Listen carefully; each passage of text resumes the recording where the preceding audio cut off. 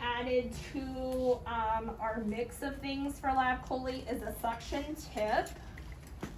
Let me see if I can sneak it out of here. I kind of have the ones resting up here that we would use, and I wasn't having others put them on the Mayo stand. I just kind of had them separated out. But this is the suction tip, has tiny little bitty holes all in the tip of it. Can you see that? And then this end is going to connect to your suction tubing, which is right here. It's in here somewhere. Come out. This is the end. This is the end that we keep. Blue is for irrigation, red is for suction, and it just screws on here. Sometimes they'll be disposable and they come right in the pack with the suction irrigator. Yes. So that's how that goes together. Okay. So you'll have that. So they can wash and suction as they need to. This is the big ol' end that gets passed off. Right, this one, so suction irrigation, this one goes to the irrigation. What do you think this one goes to? It's a suction irrigator. This one goes to irrigation. What do you think this one goes to? Machine. Yay, the suction! So this will get poked into the bag. The nurse will do that and then hook this one up to suction, and then you keep this part, all right? Another cool thing about this that I was telling the other group is that this is filled with batteries, so it's like a pressure washer. So because this gets passed off and it's clean, this is like a coveted thing to get because it's full of batteries that only get used for like 30 seconds. So if a guy tries to steal the batteries out, it's like a fight for the batteries at the end of the case. It is. But you know, this is what you do. You wait until they leave with the patient, and then you quickly get your bandage scissor out of your pocket, clip it, crack it, put them in your pocket, push your table out. Nobody ever knows the wiser. And when they come back and they're like, "Hey, who got the batteries?" You're like, "I don't know." Must have thrown away. I don't know what you're talking about. All right, so that's the new thing there. I showed you the suction tip and the suction irrigator. So you'll have camera, cord, suction, 2 Bovie cords. I told you this was cord management 101 and your insufflation tubing. Okay. For the Trocars, for diagnostic laparoscopy, we had a 12 and a 5, right? Now you have 2 12s and 2 5s. Okay, same stuff, just 2 of each. There'll be 4 ports that they're gonna put in. The first 12 is gonna be below the belly button. The second one is going to be subxiphoid, right below the xiphoid process. And then there will be 2 small ones put on the right side of the patient. Okay? It's going to be the same for all of those except for the first one. Remember, will be your local, then your knife, then dry it up if it's bleeding with a cautery, then your Verries needle, then insufflate. Then the big trocar comes in. Get your scope ready because scope's going to come in next. Then they'll be able to visualize all of their other ports, and it'll go the same. Local, knife, dry it up if they need to, trocar. Local, knife, dry it up if they need to, trocar. Okay? I need to add dry it up to trocar. Dry it up. Dry it up. Dry it up. Make my note. Dry it up.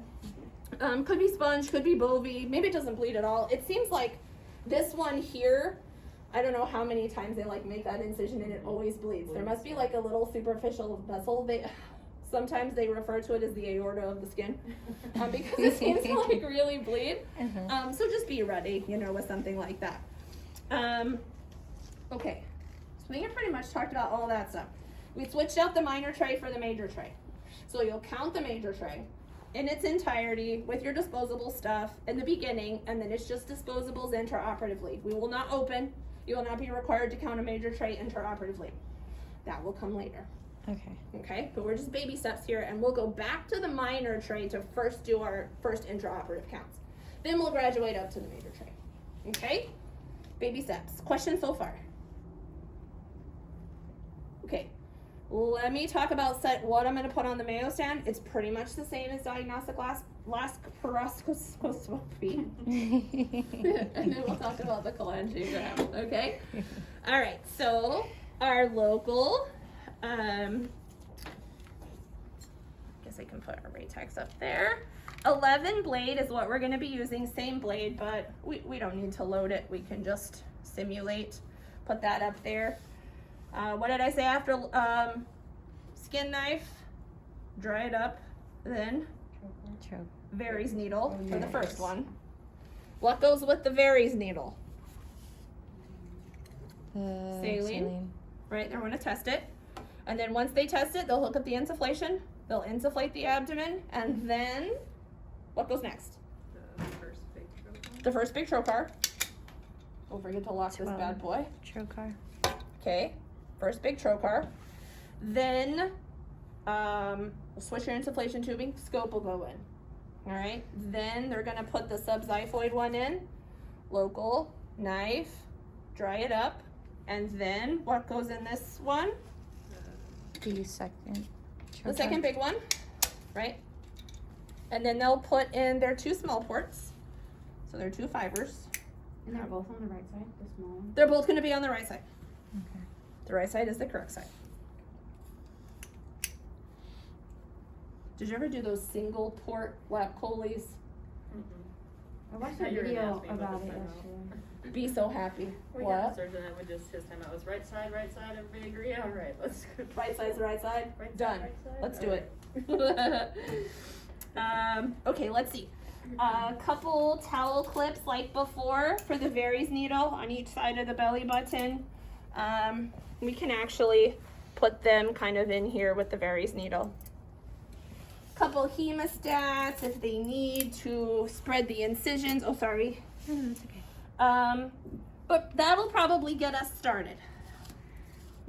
So what you can do, if all of this stuff is too much, I have clip applier, suction tip, 2 different types of dissectors, my Bovie and my scissor.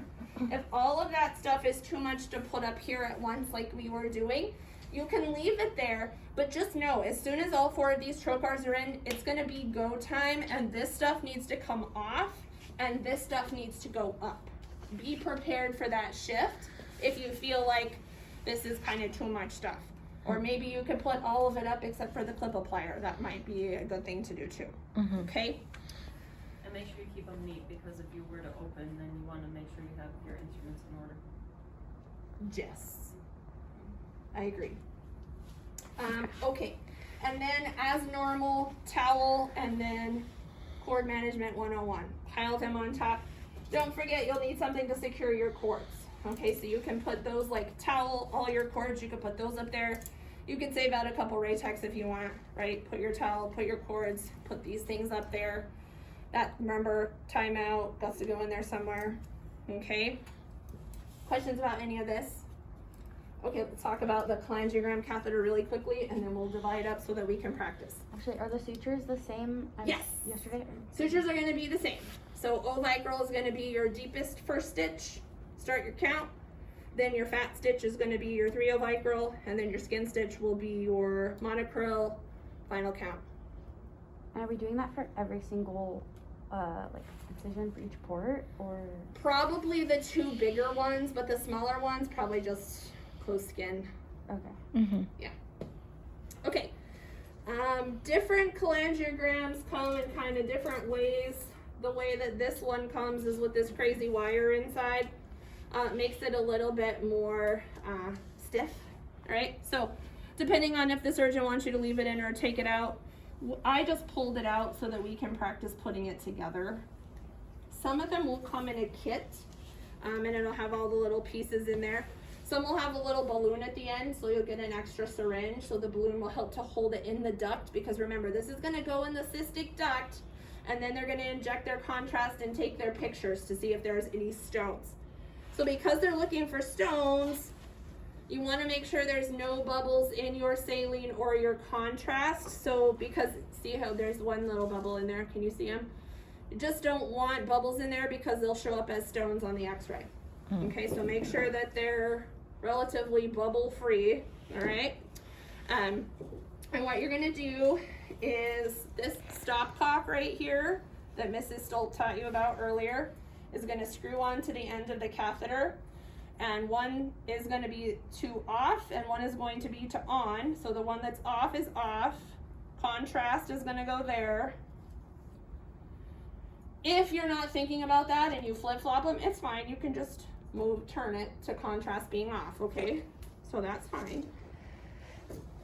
saline. It was when everybody was asking me what the stopcock is used for, and I'm like, I can't really think of a time that we use it. I've never actually done a cholangiogram, so. Really?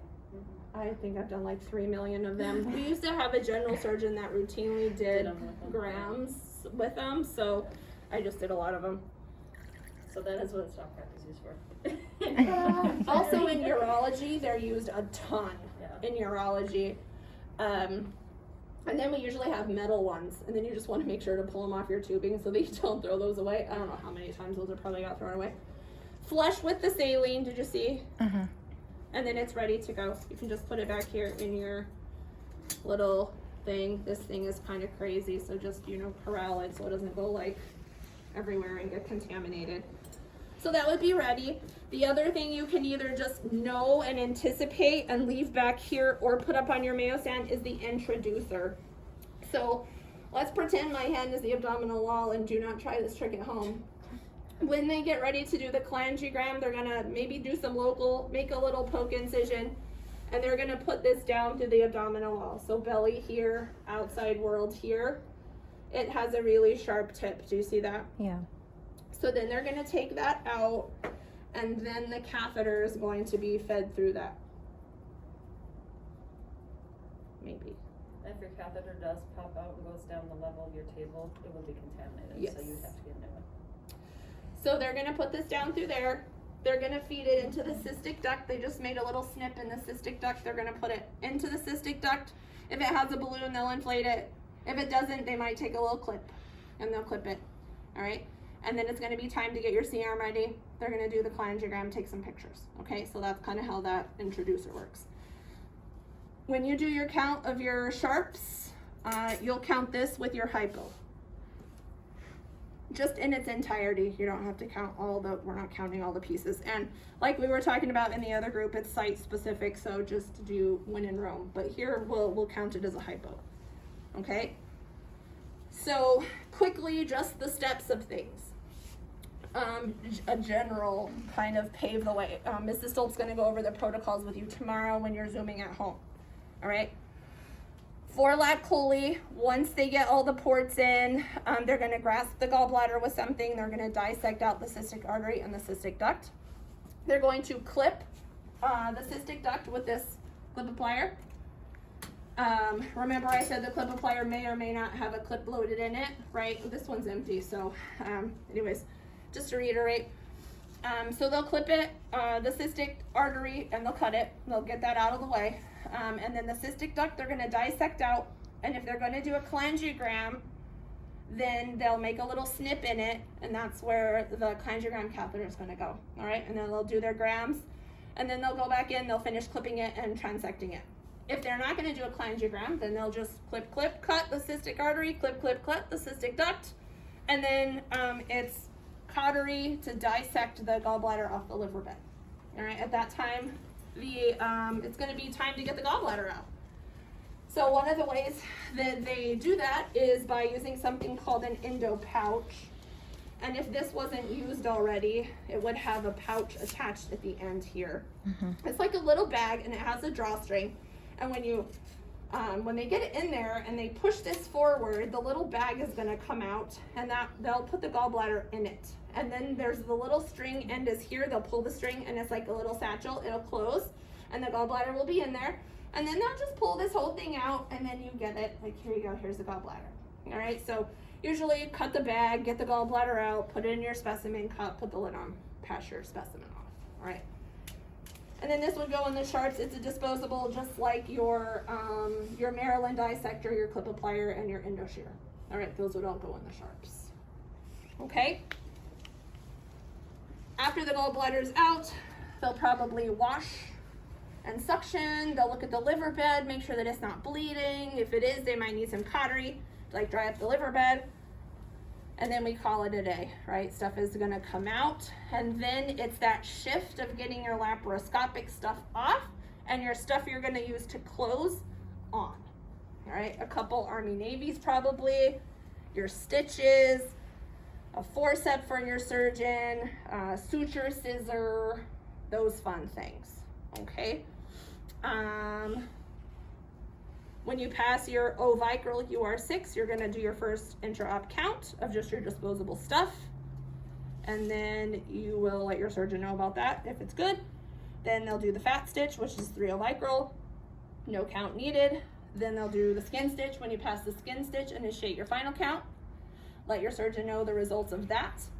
And then it's, if you don't have your dressings on the field, then that's a good time to request them after the final count.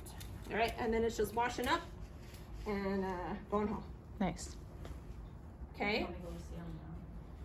Cause I don't think Jonathan had to go over it. Yeah, you can go